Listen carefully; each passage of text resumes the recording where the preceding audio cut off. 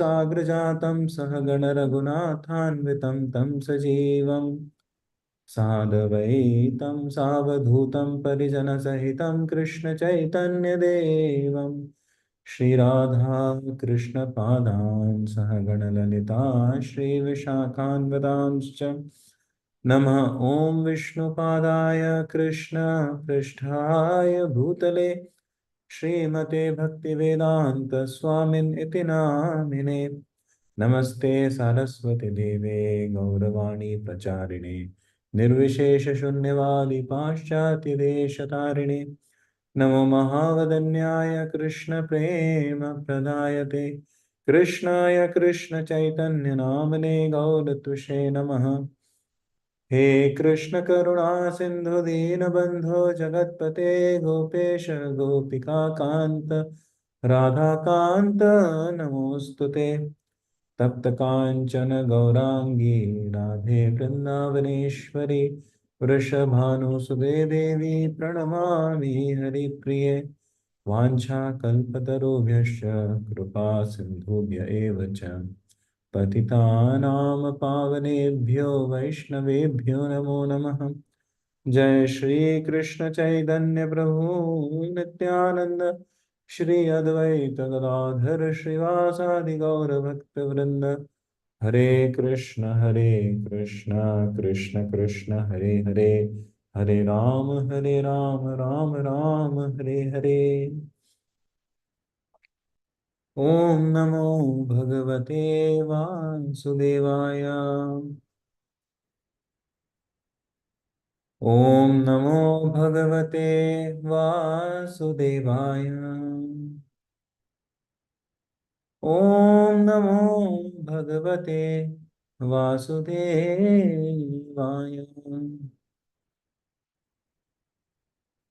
Hare Krishna So, as you may recollect, last time we met, we discussed up to the verse number 18 in Canto First, Chapter 2. And uh, we had this discussion about the various stages of bhakti. So, we discussed up to the point of Nishtha, the fifth stage. So, in the verses number 17 and 18, primarily we saw how uh, a new a new jivatma when he comes in the process of bhakti, so he goes through adho shraddha, sadhu sangha, bhajana kriya, anartha nivritti, which is the longest stage, and then he comes to a point of nishtha, bhaktir bhavati naishtiki, and once he gets situated on the platform of nishtha, then it's like the tougher part of devotional service is done actually. So now begins the roller coaster ride. So up to the point of Nishtha, our effort is more. Okay. There's a lot of deliberation which is needed actually. Beyond Nishtha, it's more like sometimes there are areas where you can just switch off your vehicle's engine also. It'll still run, right? You know, it's a down slope. Yeah, at the same time, of course, you need to keep the engine on for many other facilities and for a better speed, better control. So our effort will be there. At the same time, there'll be more of Krishna's part. Actually, very smooth sailing, and it's a very happy thing actually. Mainly, the internal struggle is no more. It's like the attraction towards Krishna is more than the struggle with Maya. So then that makes it a very happy ride ahead. So we'll see the further four stages in the next two verses. Yeah. So let's see verse number 19. Tada rajastamo bhava kamalobhadayaschaye चेत एतैरनाविद्धम् स्थितं सत्त्वे प्रसीदति. And if you'd like to read the translation. As soon as the irrevocable loving service is established in the heart, the effects of nature's mode of passion and ignorance, such as lust, desire, and hankering, disappear from the heart. Then the devotee is established in goodness and he becomes completely happy.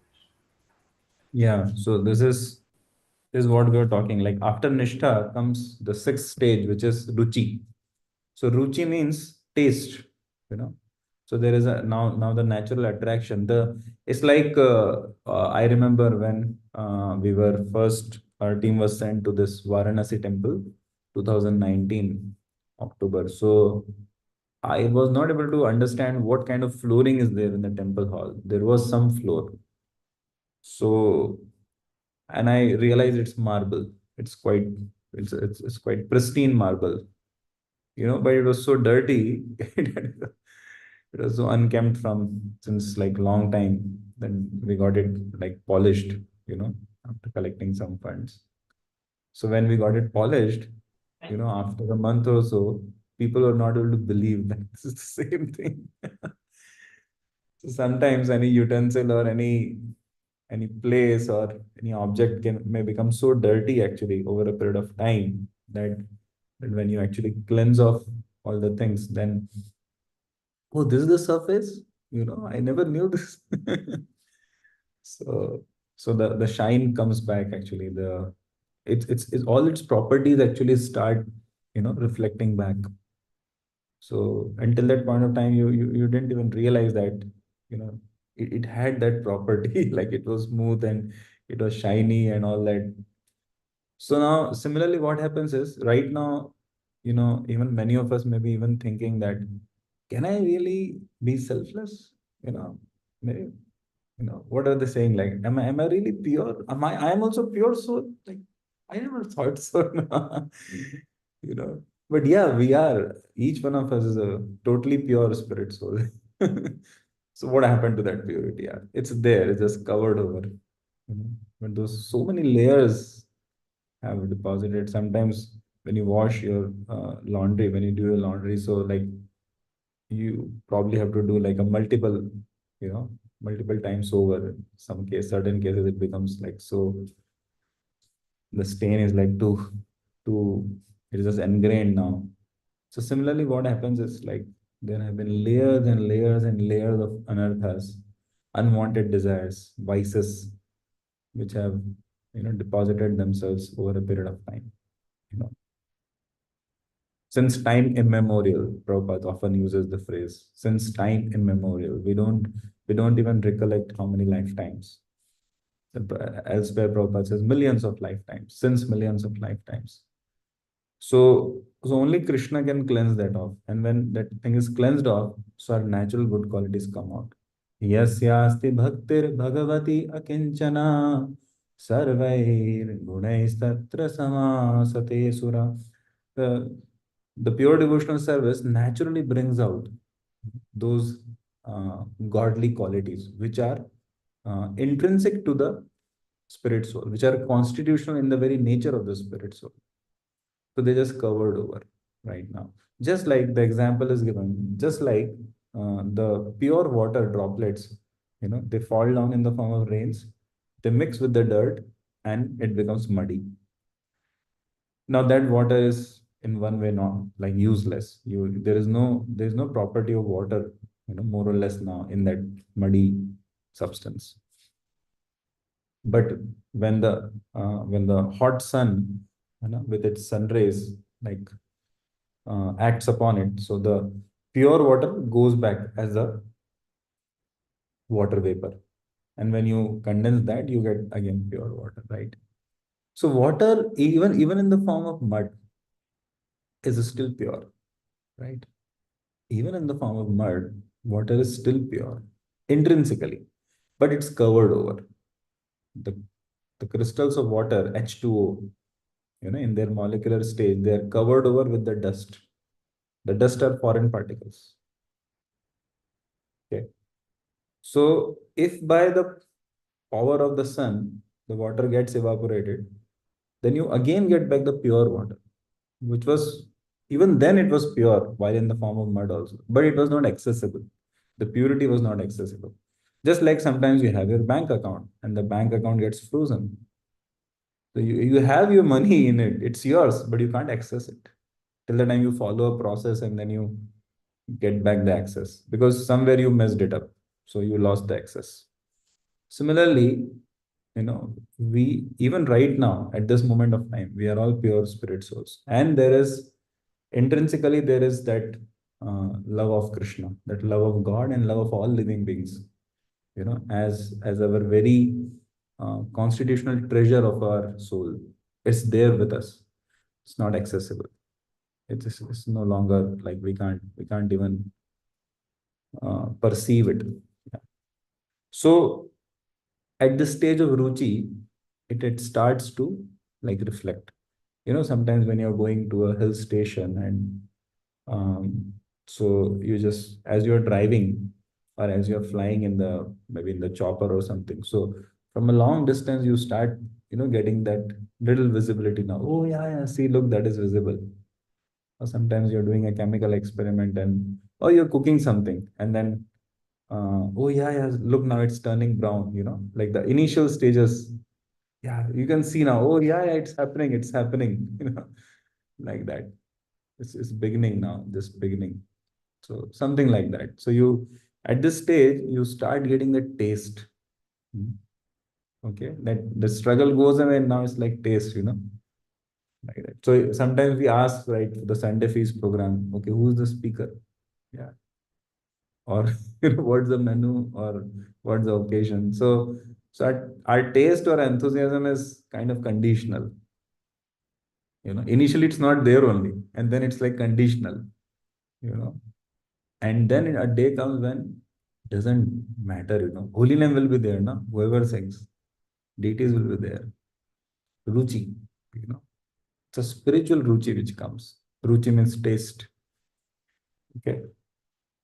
And this verse also talks about the next stage, okay, which is asakti. Asakti means attachment. So the first two lines they talk about ruchi. As soon as the irrevocable loving service is established in the heart, effects of nature's modes of passion, lust, desire, and anger disappear from the heart. Okay. And then the devotee is established in goodness. So this goodness means one starts coming to asakti. Asakti means attachment. He cannot live without devotional service. Like he will start crying. Prabhu, Prabhu, it's morning and Prabhu, why are we in train, Prabhu? Why train has got late, Prabhu? See now the devotees must be singing Samsara Davan Lalalida Loka Tranaya Karunya Ghana Ghanatvam. One will start, one will not feel uh, like, what do you call it? Uh, a separation from prasad, but one will feel separation from the holy name and devotees and Bhagavatam. That attachment, deep sense of attachment actually starts coming. Mhm. So, sthitam, one becomes like rooted in that. Yeah, you can't, like a very heavy anchor. It's like mhm. Storms in the life or allurements in our life or, you know, difficulties in our life, ups and downs of our life will not be able to shake us any longer in the path of bhakti. You know, somebody may be undergoing a surgery. People will not even realize that he underwent surgery. His devotional service will be so intact, like, because that's the main thing for him. So that is the stage of asakti. Then in this purport also, Prabhupada writes, as we discussed, Prabhupada writes same things like devotional service. This is the last line of the first paragraph. Devotional service is not inactivity, but the unalloyed activity of the soul. So when the soul becomes purified, to a certain degree, so as we discussed that the very constitutional nature of the soul starts becoming visible. The soul's activity becomes adulterated in contact with matter. And as such, the diseased activities are expressed in the form of lust, desire, hankering. Same thing as we discussed, like the covered over dirt. The effect of devotional service becomes manifest by complete elimination of these effects of passion and ignorance. The devotee is fixed, advanced in the mode of goodness, and he makes further progress to rise to the position of Vasudeva, or the state of unmixed sattva or Shuddha sattva. Only in this Shuddha sattva state can one always see Krishna eye to eye by dint of pure affection for the Lord. Yeah. So such a devotee, he becomes harmless actually. He never he becomes everyone's well wisher because he is now experiencing the joy of Krishna consciousness. So let's go to the next one. So this is the like then after asakti. So this is the last two stages of uh, the progress in devotional service. Evam prasanna manaso bhagavad bhakti yogatah bhagavad tattva vijnanam mukta sangasya jayate. Back to it, translation. Thus established in the mode of unalloyed goodness, the man whose mind has been enlivened by contact with devotional service to the Lord gains positive scientific knowledge of the personality of Godhead in the stage of liberation from all material association. Yeah, thank you.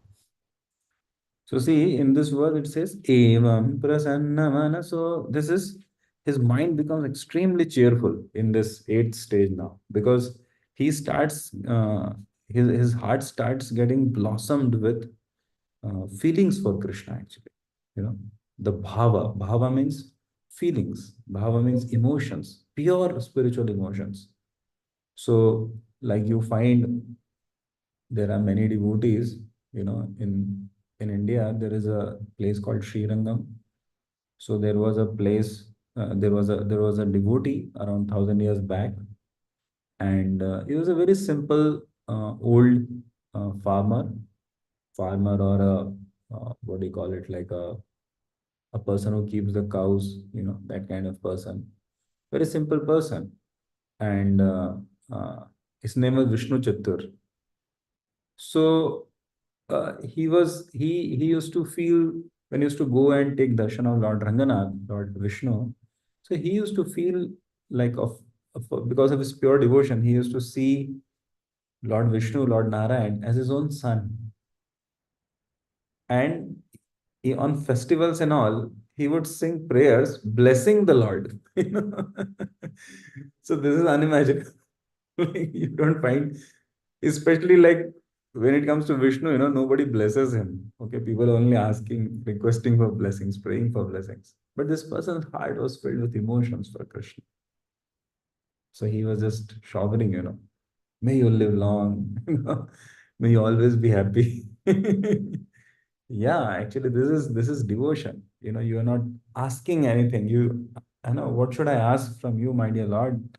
You already given me so much love. You only given always. Like everything belongs to you in that sense. Let me offer you. Love means what can I do for you? How can I please you? So very rich emotions for the Lord, deep sense of appreciation for the Lord. And that makes the heart blossom with fragrance, with joy, just like a lotus flower, freshly blooming lotus flower. So how beautiful, how soft it becomes. The heart becomes like butter. Mhm. And therefore, Krishna steals butter, right? He doesn't steal steel. If the heart is like stainless steel, he doesn't steal that. He comes to steal butter. So, so as Srila Prabhupada writes here in the purport, uh, mostly men are conducted by the modes of passion and ignorance, and thus they are always engaged in lust, desire, hankerings, ignorance, and sleep. Out of many such man like animals, there is actually a man who knows the responsibility of human life and thus tries to make life perfect by following the prescribed duties. So Prabhupada explains how devotional service is very rare. Then the next paragraph, he says, The very same thing is confirmed here in the above words. No ordinary man, or even one who has attained success in human life, can know scientifically or perfectly the personality of Godhead. Perfection of human life is attained when one can understand that he is not the product of matter, but is in fact spirit. And as soon as one understands that he has nothing to do with matter, he at once ceases his material hankerings and becomes enlivened as a spiritual being. So he becomes enlivened, okay? Like you will see that in anything in his life, he will, in any situation of life, he will remember Krishna actually. It's but natural for him. For anything happening, he'll be able to credit Krishna. Just see, my dear Lord has made, these mosquitoes, which are like, they don't even need a runway to fly, to take off. you know. So in any way, he will just remember Krishna, and his eyes will be, brimming with tears, tears of joy, tears of affection for the Lord. When the winter season comes, he will be thinking of, okay, the deities, they need this. When his every thought will be like, just Krishna will be oozing out of his every thought. so so emotion laden, his heart will be laden with emotions actually for Krishna, and for Krishna's devotees. Of course, when you say Krishna, it definitely means Krishna. Like Krishna is never separated from his devotees. So, and then the next stage is prema, the final stage, which it is said can never be experienced fully by any jiva in the material world. Because if the full prema manifests in a devotee's personality, he will die, because the body cannot contain that it is so intense. So half of the prema is experienced here, you know, in the Jivan Mukta stage, liberated stage, like in the material world, while you have the metal body. And the final stages of prema are experienced, beyond. So like devotee develops such bhava actually that even while sleeping, he is remembering Krishna. In a penultimate stage, like if you have seen, there was a recently a video clip of his own as Gopal Krishna Goswami Maharaj, went viral, like where he was worshipping the deities. Yeah. Even while sleeping, he was ringing the bell, and what a what a success of spiritual life. My goodness. You know.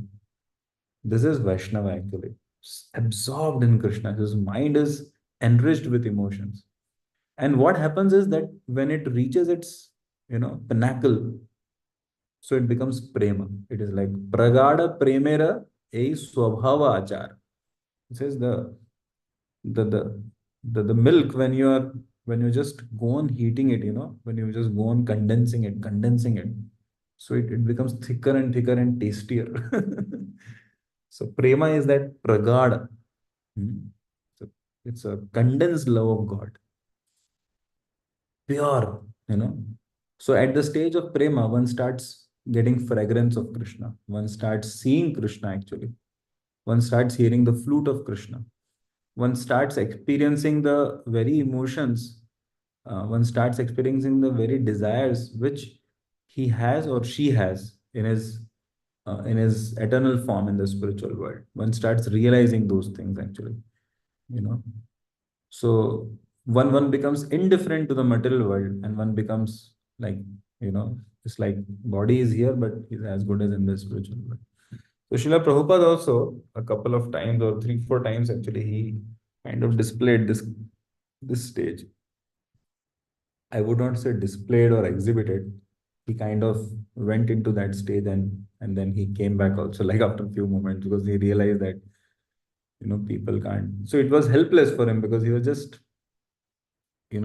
lost in the thoughts of Krishna so much that he just, tears started coming from his eyes, and he was just, while just speaking, he was start. There is one or two recordings also, like Prabhupada just speaking on NOD, Bhakti Rasamrita, and just bursts into tears and just starts crying, just starts crying, deeply remembering his Guru and Krishna. Just you can just even today you can like sense it. My goodness, this person is so pure. So while everyone in this material world is actually absorbed in his own selfish life, and once in a while he takes a break for Krishna or spiritual life or for someone else.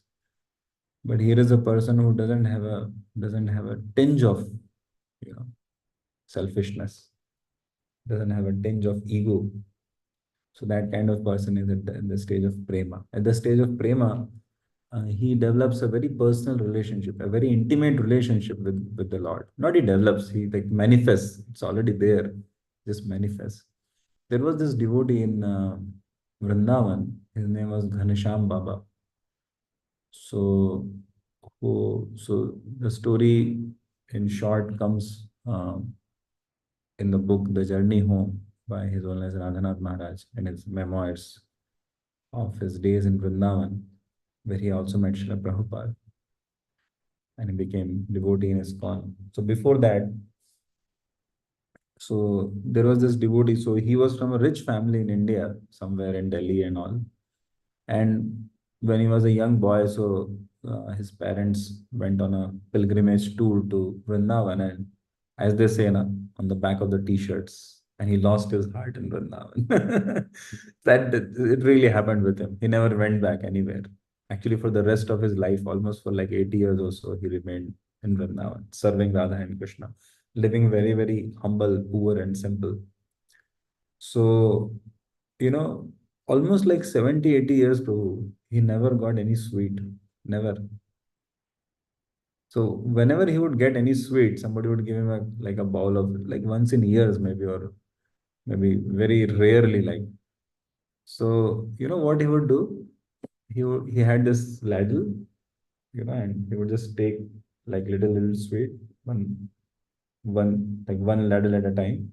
And then he would just feed. He had this Radha Gopi Jana Vallabha, his deities, and just feed like this very spontaneously. Okay, we can't imitate. Like, please take. And then he would feed the devotee, like, you know, and he would not take anything. He would always say that I am Krishna's servant and you are Krishna's friend. So, duty of the servant is to serve the master and the friend.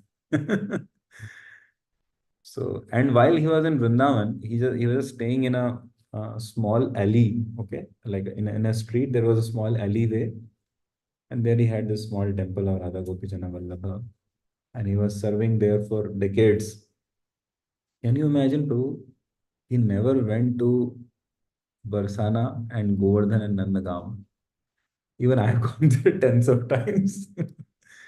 This person, he lived there for 80 years or so, 70, 80 years. He never went because he was very clear about his bhakti. I have to serve Radha Gopijana Vallabha. How can I leave them? He didn't even leave them for like half a day to go there and visit.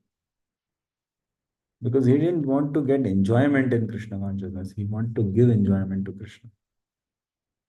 So at the stage of prema, actually, one becomes the friend of the entire creation because his heart is, you know, is all there is in his heart, all his heart has is Krishna, nothing else.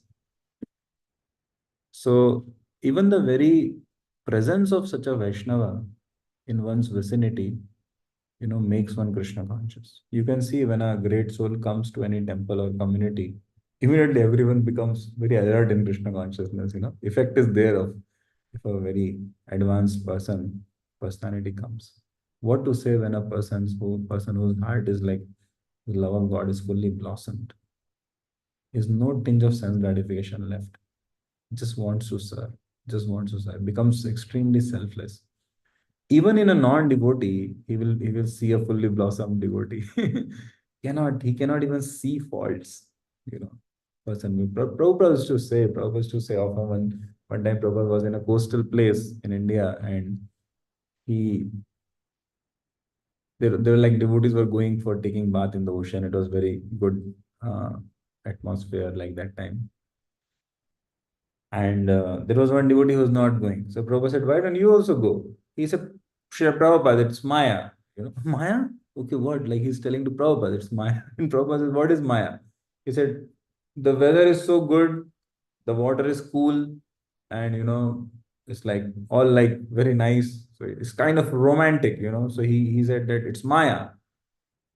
And now Prabhupada did not say out of ego. You are telling me Maya? I'm in Maya. So like, you know. Now, who taught you about Maya? Prabhupada says, oh, I see that there is this ocean is coming from Krishna. Okay.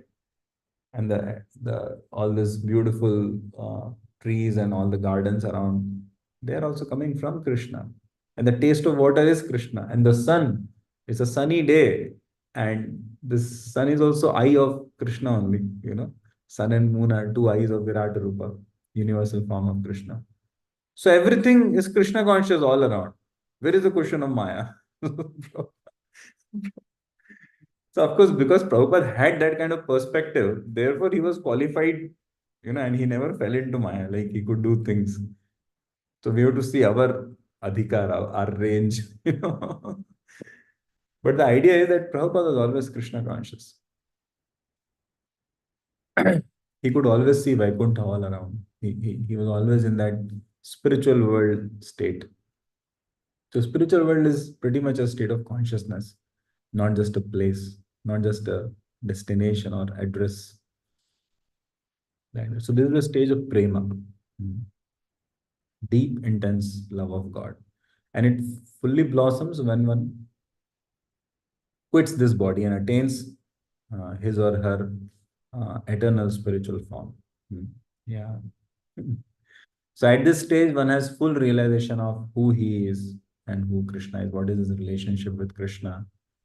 And you know, he has absolutely no attraction to the sense gratification whatsoever, no material attachment. He becomes an eternal well-wisher of every living entity. And all the eternal good qualities of the soul, you know, they manifest in his personality naturally. Yeah. So, yeah. So, any comments or reflections till here? Oh, I hope you loved it to hear. Like the very description is so fantastic, isn't it? So attractive. Thank you very much, Prabhu. It was wonderful. Today we heard about Asakti and Prema, the final few stages of devotional service. Prabhu, I've had this question for some time, so I wanted to request you to answer. We see that when someone is an Uttamadikari or in Prema stage, they are always able to see Krishna everywhere. But we also see that they have that pain of separation as well. So how is it that they are separated from Krishna when they are always able to see Krishna around them? So that is one question that has been in my mind. Yeah, that's a very good question.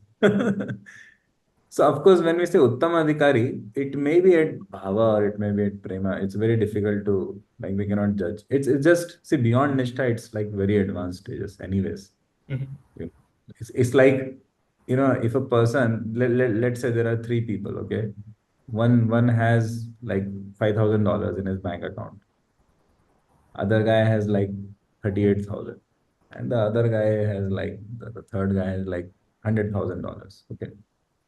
Now, if three of them are discussing, you know, okay, who is Uttama in terms of dollars, whether it is Bill Gates or Larry Ellison or, you know, like Sundar Pichai or this type of person. See, how does it matter, you know?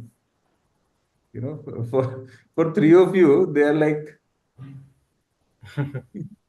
there's no point discussing, you know, they all are like one category only in that sense. Amongst themselves, yeah, there may be some rankings, fine. So for all of us, the practicing devotees, actually, so anyone who is like in the last three, four stages of devotional service, they're like very, very advanced, you know. But yeah, definitely people who are in bhava or prema, which they don't reveal. Okay, generally a great Vaishnava may not reveal publicly, not at all. So a very few devotees, they may be very comfortable to, because they don't want to. Genuine devotees do not want to do advertisement their own devotion service. So as Prabhupada says that Uttamadhikari comes down to the Madhyama stage and then deals with others in this world. Okay. So, uh, so as in your question was, sorry if I may ask you to repeat it, just the essence of it. Yes, so we see that in a advanced devotee in prema or stages is able to see Krishna everywhere, but they're Mm. simultaneously also in separation from Krishna. So how is it Yeah, that? right. So see what happens is, um, like one time, Radha and Krishna were together in Goloka, and they were. So it's a very beautiful description which the Goswamis are relating that. So they were just having their loving exchanges, and that time what happens is suddenly there is this bumblebee which comes. Okay, there is a painting also if you have seen on one BBT painting like Radha and Krishna are sitting and there's one bumblebee. Anyway, that might not be noticed. So it's a black bumblebee. Like this, it's just coming. And in Sanskrit, bumblebee is called as madhu. Okay, madhu, like you also referred honey as madhu. And Krishna is also called as Madhusudana because there were these two demons called Madhu and Kaitava who had stolen the Vedas from Brahmaji, and then Krishna had dealt with them and delivered them and then retained back the Vedas. So Krishna is also called as Madhusudana. There is also a friend of Krishna called Madhu Mangala, the auspicious Madhu. So when Radharani saw this bumblebee, okay, so she was kind of, little, "Arey, what this bumblebee is doing," because she was having like private moments with Krishna. And bumblebee is also devotee. So Krishna just requested one of his friends, just called him and just, okay, please shoo this bumblebee away, okay, this Madhu. And then Krishna says, Radharani, Madhu has gone. Or someone said like, you know, Radhika, now Radhika Devi, Madhu has gone. Now she is sitting with Krishna, okay, with Madhusudana. But the moment she heard this, that Madhu has gone away, don't worry. She was like, she immediately started crying. Where Krishna has gone? Where Krishna has gone? Where my Madhusudan has gone? Please bring him back, please. Krishna, I'm here only. What are you doing? I'm here only. Radha, I'm in front of you. No, where Krishna has gone? How will I live without him? Like, so sometimes, like even the love becomes so much overwhelming that a person loses track of basic sense also. That is glorious, Prabhu, actually. Like it is said that when love becomes intense, so person is always appreciating the beloved. And when love becomes too intense, so person is criticizing the beloved, but that criticism is much more attractive than you know the appreciation also. One indirectly starts just like Lord Chaitanya when he was leaving for South India tour from Jagannath Puri. So nobody was giving him permission, like all the devotees. So they kept saying, "Okay, the Rath Yatra is coming. First you attend the Rath Yatra, then you go." Then after Rath Yatra, he said, "Now I can go." No, no, now you know this next festival is coming. You attend that Janmashtami, then you go. Now Radhashtami is coming. Now Kartik is coming, Vijayadashmi. So they kept saying, Now after 1 year, again Rath Yatra came. Then they kept on saying like this. So Chaitanya Mahaprabhu said, whatever, I'm not even talking to you, I'm not even going to ask you, what is this. I've been asking very humbly, but you guys, you are like, and then Nityananda says, okay, okay, I'll come with you. We'll go together I'll help you out in South India. I know the ways. Hey, you don't talk only of coming. You are like my enemy only. Because last time when I was trying to go to Vrindavan, you cheated me. You sent your cowherd boys in the middle, and they actually sent me on a different route only. I went to Shantipur. Should have gone. I'll take you to Vrindavan. I'll take you to South India. Hmm? Stay away from me. And then like this one by one devotee said, I'll let me go and let me come with you, let me assist you. Hey, you come on, you don't say only like so he's actually very, very critical of everyone, so it appears that he is like very upset with everyone. But actually that was such a such deep appreciation for those devotees, because he was telling that, Nityanand, bro, you love me so much. You love me so much that you will not allow me to go anywhere. So Gadadhar Pandit, Chaitanya Mahaprabhu is chastising him in Jagannath Puri when he says that I will come with you, Mahaprabhu. Why you will come with me? You have taken a vow of Kshetra Sannyas that you will always be serving throughout your life, Kota Gopinath. So why don't you stay here?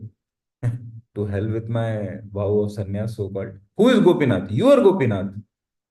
Mahaprabhu said, come on, I am Sri Krishna Chaitanya Mahaprabhu, and this is Gopinath. When you have taken vow, what will people talk of devotee? You should stay here. He said, to hell with people. People don't even understand what they are talking. People don't know who they are also. I'll come with you. And wherever you are, that is the holy place. Jagannath Puri is included in that. Mahaprabhu chastised him solidly. You have to stay here. But Mahaprabhu was very, very pleased internally that just see how much they love me. You know. So, so actually a devotee loves Krishna so much that even in the presence of Krishna, like his heart is, because in separation, there is more intense love than in union. In Bollywood, like when I was a kid, so in 1990s, so there were this kind of like some lovers are separated, or their parents or society people are not allowing them to meet each other. They study maybe in some high school or something, and they became lovers, so they are not allowed to meet openly, right? The culture is also in India. Of course, it's good, I know, but I'm just telling in this context. So when they meet, they would sing songs, that मिलने का मजा तो छुप छुप के ही आता है, something like that. That there is that there's a great joy in meeting like that. When Krishna was staying with his queens in Dwarka, so even in the night when they would be sleeping with him in their inner chambers, so actually Krishna would just get up suddenly in the middle of the night, okay? Or even while he's asleep, he would just be chanting the names of gopis and Radharani. So these queens, they would try their best to decorate themselves. They would make best of the items for Krishna. They would organize so many wonderful things for Krishna. They actually loved Krishna very dearly, and they would offer so many endeavors and efforts to please Krishna, to attract his attention, and Krishna would love them also back. But in his innermost heart, Krishna actually loved gopis and Radharani and Brajvasis, Nanda, Yashoda, his cowherd boyfriends, way beyond like anyone else. So they would wonder what is there in this Brajvasis, which like Krishna is always madly in love with them. Because even when Krishna was not there, like their every thought was imbued with only Krishna. There's nothing else actually in the existence for them. Only Krishna. All their other activities, they were just simply incidental, you know. They were oblivious to everything else. So in such prema, actually, uh, even one's knowledge gets covered over actually. Just like now I'm a grown-up person, right? I'm like 39-year-old. Even today, bro, when I visit my home, so my mother is like, oh, beta, it's winter season, you should cover your body. Oh, are you going, now you're traveling back by train? Have you kept your ticket? Have you kept your ID? Like that kind of, as if I'm a child. I think many of us must have experienced this, especially those of us who are from the uh, Indian culture. So that actually sometimes that love becomes irritating also. Like it is so condensed actually. So in separation, person like now also you can see many disciples of Srila Prabhupada even today they always say that when we were there with Prabhupada till 1977 physically, we never realized like what valuable opportunities we had. After Prabhupada left, many Prabhupada disciples actually they were like always saying that I could have done more for Prabhupada while he was there. I could have extended myself. I could have chanted more rounds. I could have distributed more books. I could have done this. I could have, but I But when Prabhupada is not there, that value is very high. In North India, you have very easy access to Krishna. Like there are so many temples and all. In South India, you are very difficult. First of all, there are hardly Krishna temples, but there are Vishnu temples. And when you go there, darshan takes a lot of hours. So you value it so much, isn't it? So when something is not very easily accessible, it's a human nature also. But yeah, in separation, there is this, you know, after separation, when there is union, it is the greatest joy actually. So there is this. Uh, so in our sampradaya specifically too, no acharya will ever claim that he's having darshan of Krishna or he's united with Krishna. No, the mood is like that. Mood is of separation. Vipralamba bhav. नमो गौरकिशोराय साक्षात् वैराग्यमूर्तये विप्रलम्बरसाम्बुदे पादाम्बुजाय ते नमः. So Vipralambarasambude Padambujaya te namaha.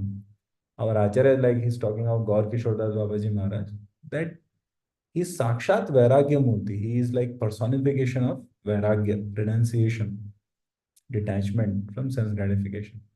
Why? Because he's always in thoughts of Krishna. Vipralamba Rasamurti is like, experiencing deep sense of separation from Krishna.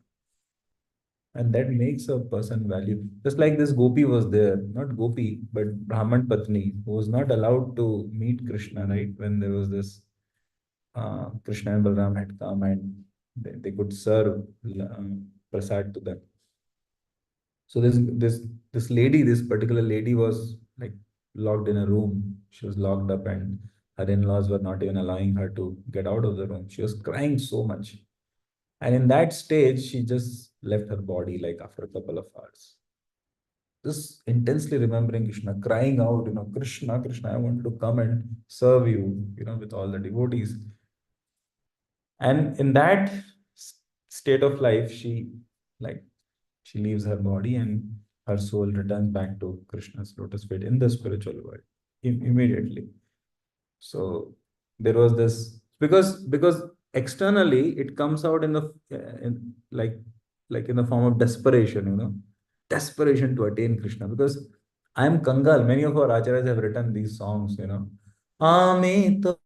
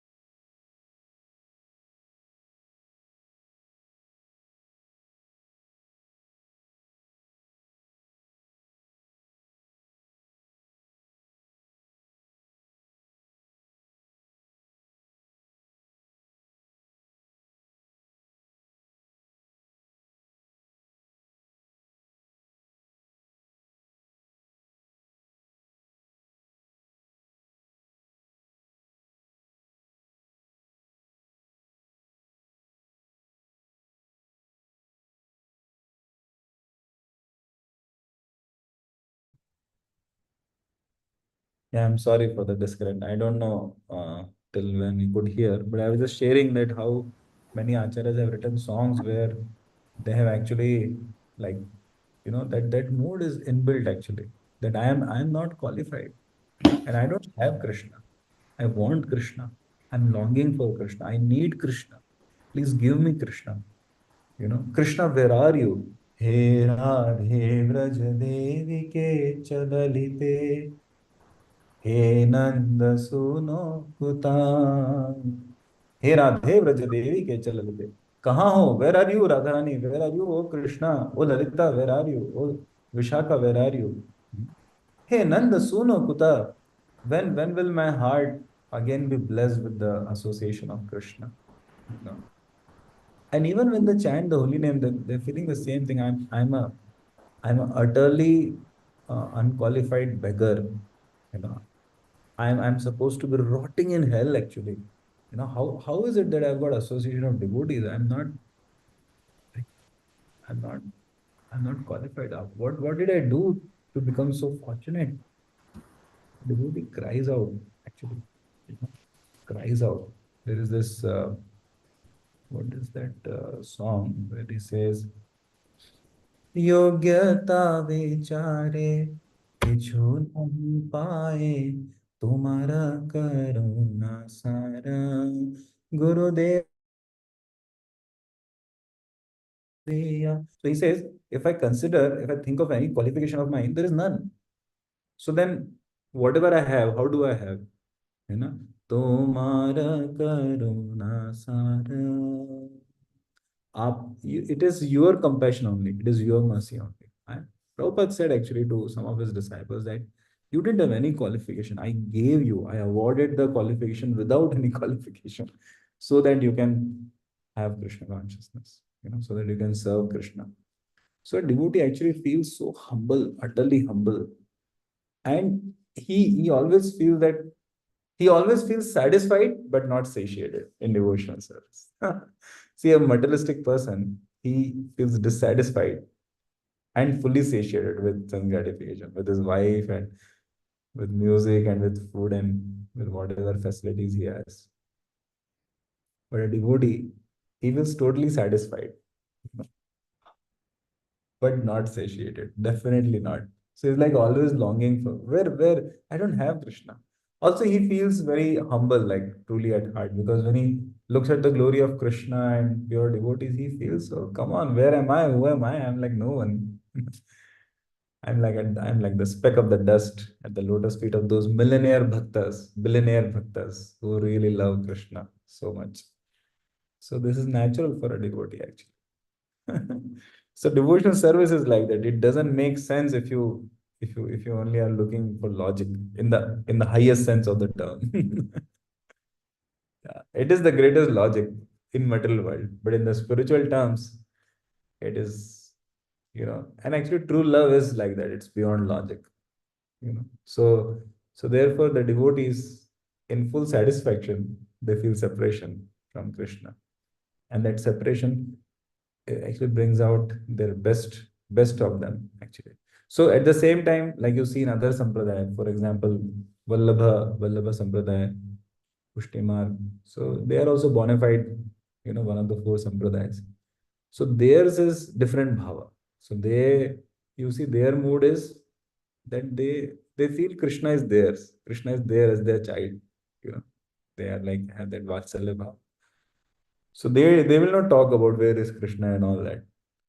So both are there, na Parakiya, and Swakiya. Swakiya means like there is a relationship with Krishna, like I'm Krishna's wife or I'm Krishna's mother or father or friend. And Parakiya means like it's a where you don't have that official relationship, like the gopis, Radharani. Radharani is not Krishna's wife in one sense officially. So that separation makes the union very, very sweet. So, but Krishna likes all the flavors, okay? So Krishna has all the flavors, all the kinds of devotees in the spiritual world. So whatever our flavor of love is, we are satisfied with that. Okay. But anyway, bro, these things are beyond us at this point of time. Just by hearing, we can relish. It's like we are like beggars, discussing, hey, what sort of things this millionaire must be using in his kitchen. Yeah, whatever, it doesn't matter. You worry about your next meals. which which Audi car and which you know laptop, doesn't matter. It's it's way out of our league. Yeah, like so. It's good to just glorify the pure devotees. Just but these pure devotees actually we should not see them from their emotions. Actually, we should that's there that they have that in the core of their heart. More importantly, they have service attitude. One last thing I'll just end with. So the six Goswamis in Vrindavan. So like one time, there are many incidents like that. Sharing one or two incidents that one time when Rupa Goswami, Sanatan Goswami, so Rupa Goswami wanted to serve Sanatan Goswami. Sanatan Goswami was the eldest of all Goswamis. He was the senior most. And out of humility, he would always glorify Rupa Goswami because Rupa Goswami was more blessed by Lord Chaitanya, more empowered. So one time, Rupa Goswami, in his own humility, actually, he felt so much appreciation for Sanatan Goswami. He wanted to serve him. So he saw that he's so austere. Sanatan Goswami is so austere and humble. So one day he got some ingredients to make sweet rice. Okay. So some Brajvasi family gave. So he prepared, he cooked sweet rice with his own hand. Actually, once little girl had come and given all these ingredients. So he cooked sweet rice, he offered to Krishna, Govardhan.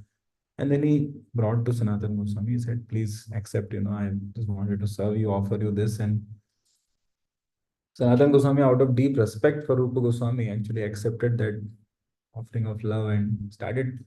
The moment he tasted the first morsel of that sweet rice, his heart started crying, ecstasy, tears of ecstasy started coming out. His entire body was shaking.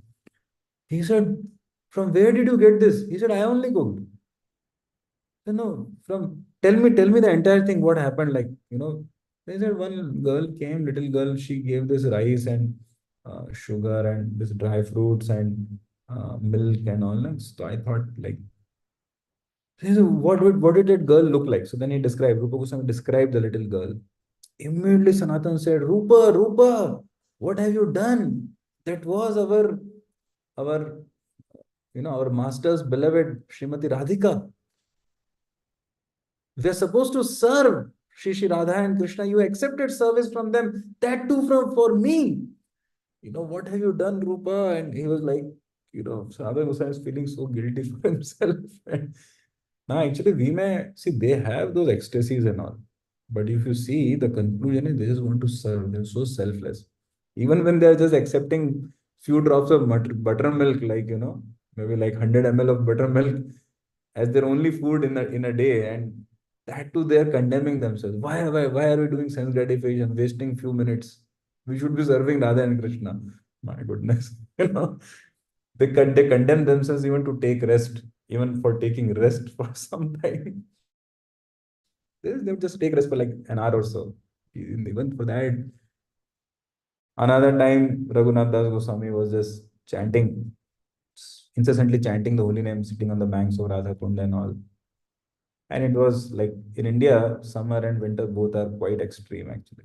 So the summer it goes to like 50 degrees centigrade, and winter it goes to 0 degrees centigrade or even lesser in Himalayas, northern India and all. So so the Raghunath Das Goswami in the middle of the month of June, and it was like, but he was just oblivious, he was just chanting, Hare Krishna, Hare Krishna, the nectar of the holy name he was drinking. And then for some time it became very cool, quite cool and shady, like comparatively. So then what happened is like Radharani was herself standing practically for an entire day. And then it came to his notice that, like this. So he was just crying only for so many days, the rest of the day, that why did I trouble Radharani? And then, he built his own hut. So just, this is the, actually they, just see Srila Prabhupada himself. He was a devotee at the Prema stage. Definitely he was a Nitya Siddha, Jivan Mukta Mahabhagavat person who came from the spiritual world. But he acted and he behaved so much on the ground level because so that he could relate with us. This when a person lifts a weight, when a weightlifter, so if you have noticed, he comes down to the ground level, where that weight is kept. Then he, like at the horizontal level, he catches the weight.